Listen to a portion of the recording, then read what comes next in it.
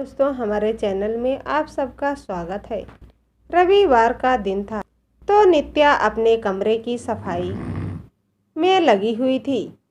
सासू माँ ने आकर देखा तो काफ़ी सारी पैकिंग की हुई साड़ियाँ एक तरफ रखी हुई थी, जिसे देखकर सासू माँ ने पूछा, अरे नित्या, क्या कर रही हो?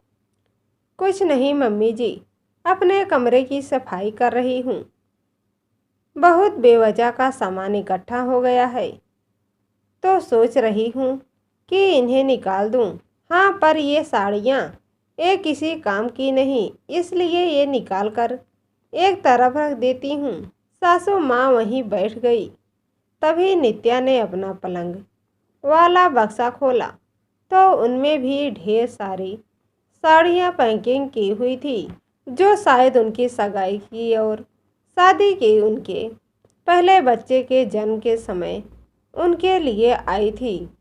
इसके अलावा भी लोगों ने जब उसे खाने पर बुलवाया था और उसके जिनके घर पर वह पहली बार गई हुई थी, ऐसे कैसे काफ़ी साड़ियों का कलेक्शन हो चुका था, जिससे कई तो ओल्ड फैशन के हो चुकी थी, जिनकी तरफ अब कोई देखता भी नहीं था।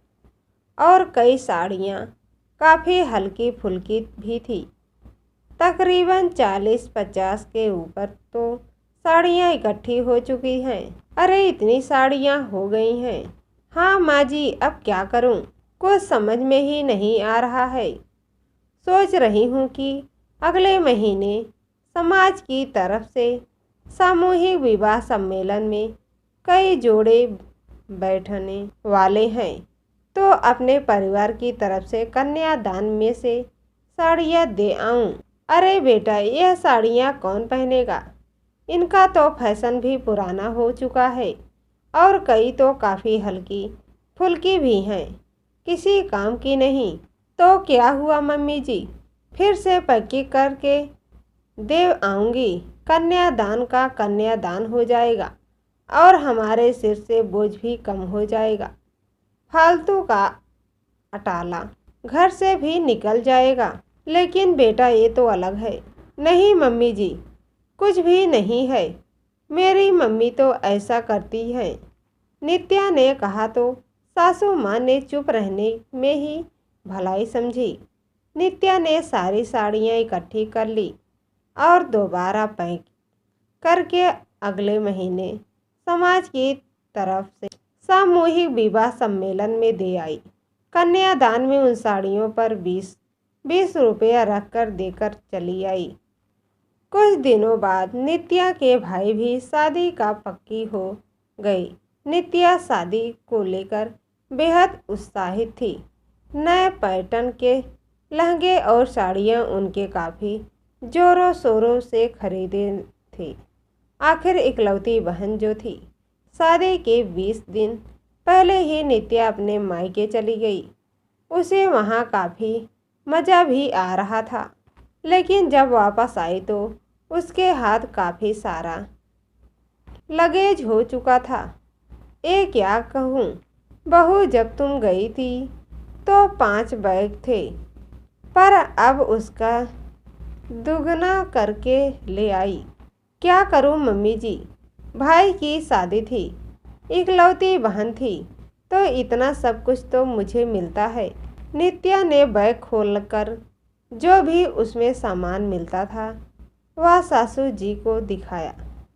शुरू के 2 बैग में तो ढंग की साड़ियाँ थी, लेकिन बाद के बैग खोले तो उन्हें देखकर सासू माँ ने कहा, ये क्या है बहू, फिर से? क्या करूँ मम्मी जी, मेरा तो दिमाग ही खराब हो गया। देखो किस तरह की साड़ियाँ दी है, लोगों ने एक भी ढंग से ही नहीं दी। जो खास रिश्तेदार हैं उन्होंने ही ढंग की साड़ियाँ दी है। मम्मी भी गुस्सा हो रही थी। बुरा ना मानो तो एक बात कहूँ, कहो ना मम्मी जी, बहू जो दोगी वही तो लौट कर आएगा। सासू माँ की बात सुनकर नित्या एक पल के लिए बिल्कुल चुप हो गई। देख बहू, कहने की नहीं बात नहीं है, तेरे पास ऐसी साड़ियाँ का कलेक्शन था, पर तूने क्या किया? उन साड़ियों को इकट्ठा करके कन्यादान में दे दिया। शायद तेरी मम्मी भी यही करती थी, इसलिए उनके परिवार की तरफ से तेरे लिए भी ऐसी साड़ियाँ कलेक्टर में भी कर आई है। देख बेटा, यह तो निभाने का निभाना है, तो जैसा निभाओगी लोग भी वैसा भी निभाएंगे। बाकी तुम खुद समझदार हो। आज सासू माँ की बात ने नित्या को सोचने पर मजबूर कर दिया। यह कैसी गलती हो गई उससे? सही तो कहा था मम्मी जी ने, जैसा दोगी वैसा तो लौट कर आएगा। और उस दिन से नित्या ने कान पकड़ लिया कि वो ऐसी गलती दोबारा नहीं करेगी। दोस्तों, मेरी वीडियो अच्छी लगी तो चैनल को सब्सक्राइब कर देना, बेल आइकन पर क्लिक कर देना, लाइक एवं शेयर कर देना।